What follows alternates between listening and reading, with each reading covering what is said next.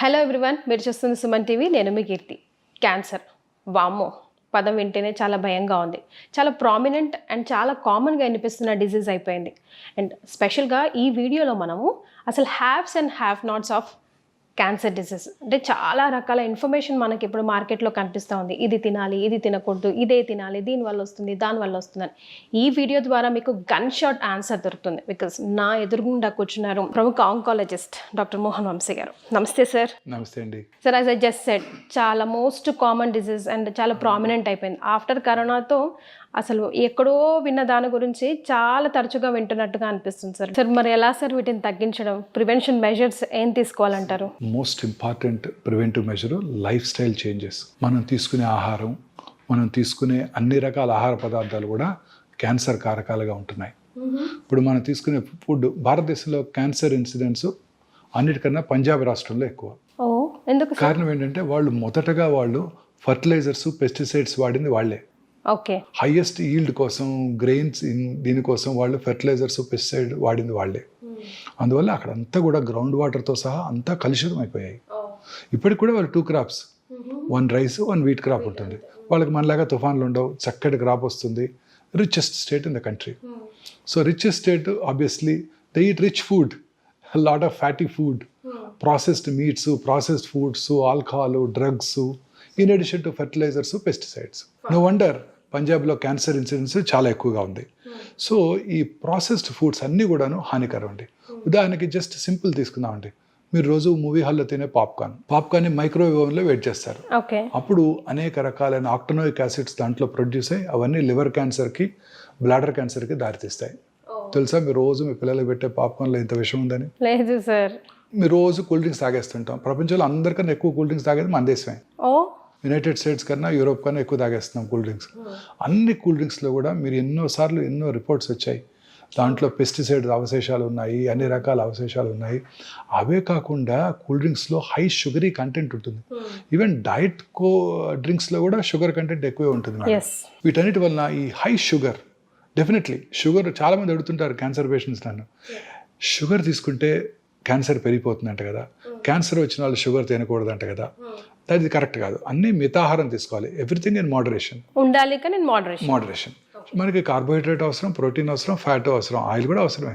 So ఈ sugar content ఎక్కువ తీసుకున్నప్పుడు అనేక రకాలైన ప్రాబ్లమ్స్ వస్తాయి madam. Most often it is obesity and cancer, in addition to cardiovascular diseases. చాలా కామన్గా చూస్తున్నామండి. సో ఈ కోలాస్ ఇవన్నీ కూడా మనం పూర్తిగా అవాయిడ్ చేయాల్సి ఉంటుందండి. ఈ కోలాస్ అన్నీ కూడా అన్ని రకాల షుగరీ డ్రింక్స్. ఇప్పుడు పాప్కార్న్ అన్నారు కదా సార్, ప్రాబ్లం పాప్కార్న్ తోనా లేకపోతే ఓవెన్ లో చేయడం వల్ల? ఓవెన్ లో చేయడం వల్ల. That's what we have to, because oven big no. అలాగే దిస్ నాన్ స్టిక్ ప్యాన్స్, వాటిలో ఉండే మనం దోశ వేసినప్పుడల్లా దాంట్లో ఉండే కెమికల్ మన దోశలోకి వస్తుంది, దోశతో పాటు మనకు వస్తుంది. స్లో పాయిజనింగ్ అన్ని రకాలుగా కూడా. మైక్రోవేవ్ ఓవెన్స్, మన చేతులతో మనం తింటూ పిల్లలకు పెట్టేస్తాం.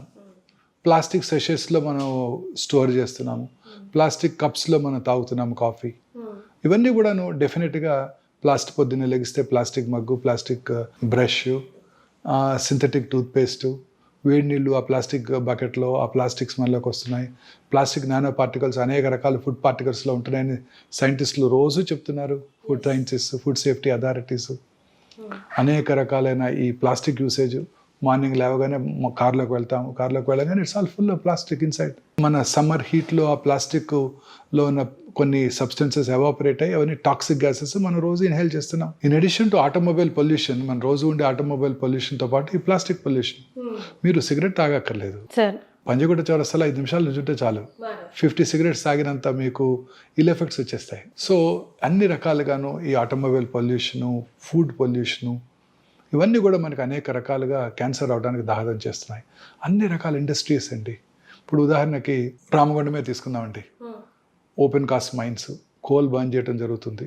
Thermal power plant vicinity 1 kilometer ఉన్న వాళ్ళందరూ కూడా క్యాన్సర్ వచ్చే అవకాశాలు ఎక్కువ ఉంటాయండి. ఫర్టిలైజర్ ప్లాంట్, గ్రానైట్ కింద అండర్ గ్రౌండ్లో, ఇవన్నీ కూడాను క్యాన్సర్ కారటానికి దోహదం చేస్తున్నాయండి. సరే, ఇవన్నీ అవాయిడ్ చేయలేమే కదా మనం? అన్ని అవాయిడ్ చేయలేము. మరి ఇంకేం చేయాలి? స్లోగా అనేక దేశాలు వీటిని అన్నింటిని అవాయిడ్ చేస్తున్నాయండి. ఇప్పుడు మనం చేస్తున్నది, మన గవర్నమెంట్ కూడా is on the job. That reusable renewable energy. So ఇదంతా కూడాను అన్ని రకాల ఇన్సెంటివ్స్ ఇస్తున్నారు కదండి. సోలార్ ప్యానెల్స్ పెట్టుకుంటే ప్రతి హౌస్ మీద సోలార్ ప్యానెల్ పెట్టుకోవడానికి, సో దట్ ఫ్యూచర్లో థర్మల్ పవర్, అటామిక్ పవర్ పూర్తిగా అవాయిడ్ చేసుకోవడానికి ఇవన్నీ కూడా మనకి యూస్ఫుల్ అవబోతున్నాయి. సార్ సిగరెట్ కన్నా ఫ్రెంచ్ ఫ్రైస్ తినడమే చాలా దారుణం అంటున్నారు సార్, దీని మీద మీ కమెంట్. అండ్ రీహీట్ ఫుడ్ కూడా.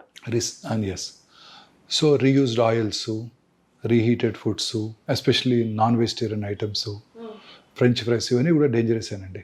I will just enumerate 7 white substances అండి. First one is white bread. White bread అంటే మైదాతో చేస్తారండి ఇది.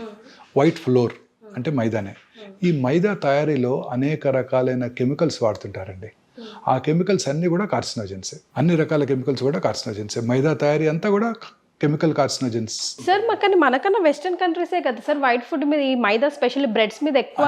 అందుకే కదండి అక్కడ క్యాన్సర్స్ చాలా ఎక్కువనే అంటారు. ఇప్పుడు చూసాం కదా యునైటెడ్ స్టేట్స్. మరి ఇప్పుడు వాళ్ళు ఎలా డెవలప్డ్ అయ్యారు, మనం ఇంకా అండర్ డెవలప్ ఎందుకున్నాము? That is different. వాళ్ళు తీసుకునే ఫుడ్ ఐటమ్ వల్లే వాళ్ళ క్యాన్సర్స్ ఎక్కువ వస్తున్నాయి. ఇప్పుడు మీకు యునైటెడ్ స్టేట్స్లో 300,000 పాపులేషన్కి 1.9 మిలియన్ క్యాన్సర్స్. చాలా ఎక్కువ కదండి. చాలా. అర్బనైజేషన్ పెరిగే కొద్దీ క్యాన్సర్ ఇన్సిడెన్స్ పెరిగిపోతుంది. సో ఈ white flour, white rice is ఆ స్టేపుల్ ఫుడ్. అవునండి. దాని దంపుడు బియ్యం తింటాం బెటరు. హ్యాండ్ పౌండ్ రైస్ ఇవి చాలా 100 రెట్లు బెటరు. మా చిన్నప్పుడు కూడా దంపుడు బియ్యమే అందుబాటులో ఉండేది. సో మీరు చూస్తుంటుంది పిల్లలు కాబట్టి. సో దంపుడు white rice, white pasta, white potatoes definitely. మీరు చెప్పారు ఇప్పుడే మీరు ఫ్రెంచ్ ఫ్రైస్ అని, they are very dangerous. Potato is a simple carbohydrate. చాలా మంది చెప్తుంటారు పొటాటోని కాంప్లెక్స్ కార్బోహైడ్రేట్ చేయొచ్చు అంట. పొటాటోని ముందుగా బాయిల్ చేసేసి దాన్ని ఫ్రిడ్జ్లో ఉంచేసేసి నెక్స్ట్ మార్నింగ్ దాన్ని కనుక తిన్నట్టయితే దాని కాంప్లెక్స్ కార్బోహైడ్రేట్ అయిపోతుంది. అంటే స్లోగా షుగర్ రిలీజ్ అవుతుంది. ఇవన్నీ కూడా డేంజరస్ అండి, అన్ని వైట్. ఇంకా నేను లాస్ట్ చెప్పాల్సిన మోస్ట్ ఇంపార్టెంట్ అండి white salt, white sugar and white light also. Light sir? White light definitely it affects us? Definitely. ఎలా? ఈ వైట్ లైట్లో పనిచేసే వాళ్ళందరూ కూడా ఇప్పుడు మీరు రోజు గచ్చిబౌలి వస్తుంటే టాల్ టవర్స్ ఉంటాయి. ఆ టవర్స్ నిండా వైట్ లైట్ వెలుగుతూ ఉంటుంది. విమెన్ అండ్ మెన్ రాత్రంతా పనిచేస్తుంటారు ఈ బీపీఓ ఆఫీసెస్లో వాళ్ళ టైమింగ్స్కి. కరెక్ట్. సో వాళ్ళందరికీ కూడా క్యాన్సర్ వచ్చే అవకాశాలు చాలా చాలా ఎక్కువ. రాత్రిపూట మీరు ప్రశాంతంగా అర్లీగా భోజనం చేసేసి, మన పాత అలవాటు ప్రకారం సన్సెట్కి ముందే భోజనం చేసేసి చక్కగా 8కో 9కో పడుకొని నిద్రపోయి బెడ్ లైట్ కూడా పెట్టుకోకుండా, లైట్ వేసుకోకుండా పొద్దున్నే 5 గంటల లెగిస్తే మీ క్యాన్సర్ వచ్చే అవకాశాలు సగానికి సగం తగ్గిపోతాయి. అలా కనుక మీరు పడుకుంటే 1 o'clock 2 o'clock మెలటోనిన్ అనే హార్మోన్ ఉత్పత్తి అవుతుందండి. ఆ melatonin hormone it has a strong anti cancer properties. So ఆ టైంలోనే ఎక్కువ రిలీజ్ అవుతుంది. మనం అంతా కూడా రాత్రి లేట్గా ఇంటికి వెళ్తున్నాము, 9కో 10కో 11కో. ఇంటికి వెళ్ళాక అప్పుడు డిన్నర్ చేస్తున్నాము, అప్పుడు మళ్ళీ టీవీ చూస్తున్నాము చాలాసేపు. ఆ తర్వాత పడుకునే ముందు ఆ బ్లూ స్క్రీను, మొబైల్ స్క్రీన్లో మెసేజ్లు, న్యూస్ చూసి అప్పుడు పడుకుంటున్నాం. It disturbs. Melatonin hormone production తగ్గిపోతుంది. వీళ్ళందరిలో క్యాన్సర్ వచ్చే అవకాశాలు ఎక్కువైపోతున్నాయి. అందుకే అర్బనైజేషన్ పెరిగే కొద్దీ క్యాన్సర్ వచ్చే అవకాశాలు పెరిగిపోతున్నాయి. ఈ ప్రాసెస్డ్ ఫుడ్స్ అన్నీ అవే కదండి. Canned foods, canned tomatoes, canned fruit juices అన్నీ కూడా డేంజరసేనండి. Fresh fruit juices, fresh fruits అవి కనుక తిన్నట్టయితే క్యాన్సర్స్ రాకుండా ఉంటాయి. సో మనం డెవలప్ అవుతున్నాము, అన్ని రెడీమేడ్ అని మనం అనుకుంటున్నాం, అన్ని చకచకా జరిగిపోతున్నాయి. పొద్దున్నే వాడే సీరియల్ దగ్గర నుంచి అన్నీ డేంజరసే. మీరు వాడే ఆ పామ్ ఆయిల్ సీరియల్ ఓపెన్ చేసి చూడండి, మీ పిల్లలకు పెట్టే సీరియల్స్, దాని చాకోస్ ఇంకేవో చాలా అంటాం, అన్ని కూడా క్యాండే, అన్నీ క్యాండ్ ఫుడ్సే. సరే ఇప్పుడు మనం అసలు తినకూడదని చెప్పాం కదా, అసలు లైక్ ప్రివెంటివ్ మెజర్స్లో తినాల్సినవి ఏమైనా సజెస్ట్ చేయగలమా? డెఫినెట్గా అండి. ప్రతిదాన్ని స్వాప్ చేసుకోవటమే మనం. వైట్ పాస్తా బదులు plant based legume based pasta, white rice బదులు దంపుడు బియ్యం, పొటాటోస్ బదులు డిఫరెంట్ కలరీ vegetables, bell peppers, rainbow colours అంటారు, అన్ని కలరీ వెజిటబుల్స్, దొండకాయలు, బెండకాయలు, వంకాయలు, క్యాప్సికము, అలాగే bell peppers, yellow colour, red colour bell peppers, ఇవన్నీ వెరీ వెరీ హెల్దీ ఫుడ్స్. వీటిలో highest content of fibre, antioxidants ఉంటాయి. ఈ యాంటీ ఆక్సిడెంట్స్ క్యాన్సర్ రాకుండా చేస్తాయి. సో కలర్డ్ ఫుడ్ ఐటమ్స్ అన్ని కలర్ఫుల్గా ఉండాలి లైఫ్. ఇవే కలర్డ్ ఫుడ్స్ అంటే ఇవి తినాలి. యానిమల్ ప్రోటీన్ బదులు plant protein, legumes, soya, rajma, chole, chana. మన Indian food is very rich food అండి.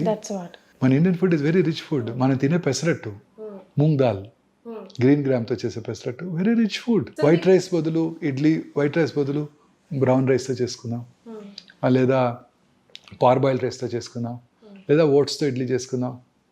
సో ఈ వైట్ రైస్ని ఓట్స్తోనో కిన్వాతోనో బాజ్రా రోటీస్ తిందాం, మైదా రుమాలి రోటీ అండ్ మైదా బతూరా బదులు హోల్ గ్రెయిన్ వీట్తో చేసిన పూరీలు తినొచ్చు కావాలి అనుకుంటే. ఆయిల్స్ కూడా ఈ రిఫైన్డ్ ఆయిల్స్ బదులు natural cold pressed oils, canola oil, ఇవన్నీ కూడా ఎసెన్షియల్ ఫ్యాటీ యాసిడ్స్ ఎక్కువ ఉంటాయి వాటిలో, omega-3 ఫ్యాటీ యాసిడ్స్.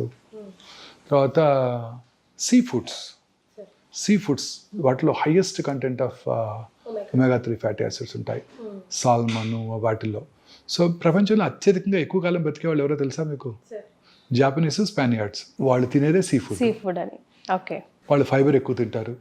ఇదే జాపనీస్ అమెరికా వెళ్ళారనుకోండి, సెకండ్ జనరేషన్ జాపనీస్లో క్యాన్సర్ ఇన్సిడెన్స్ చాలా తక్కువ, చాలా చాలా తక్కువ. లాంజివిటీ అబౌవ్ 90 బతికేస్తుంటారు అందరూ.